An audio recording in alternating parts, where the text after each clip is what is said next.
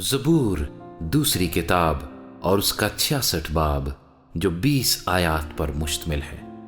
اے ساری زمین خدا کے حضور خوشی کا نعرہ مار، اس کے نام کے جلال کا گیت گاؤ، ستائش کرتے ہوئے اس کی تمجید کرو۔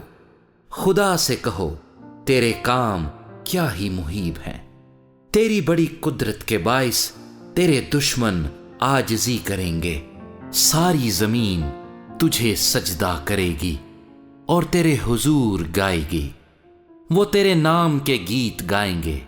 آؤ اور خدا کے کاموں کو دیکھو، بنی آدم کے ساتھ وہ اپنے سلوک میں محیب ہے۔ اس نے سمندر کو خشک زمین بنا دیا، وہ دریا میں سے پیدل گزر گئے، وہاں ہم نے اس میں خوشی منائی۔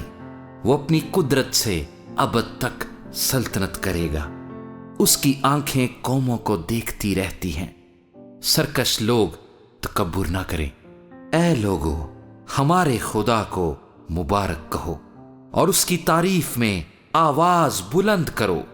وہی ہماری جان کو زندہ رکھتا ہے اور ہمارے پاؤں کو پھسلنے نہیں دیتا، کیونکہ اے خدا تو نے ہمیں آزما لیا ہے۔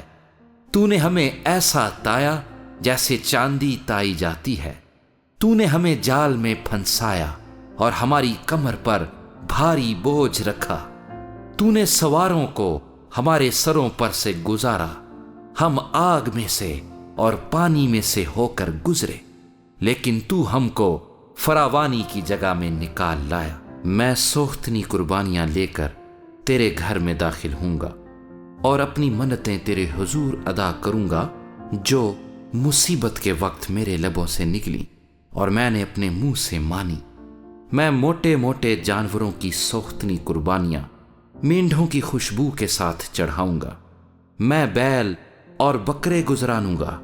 اے خدا سے ڈرنے والو سب آؤ سنو، اور میں بتاؤں گا کہ اس نے میری جان کے لیے کیا کیا کیا ہے۔ میں نے اپنے منہ سے اس کو پکارا، اس کی تمجید میری زبان سے ہوئی۔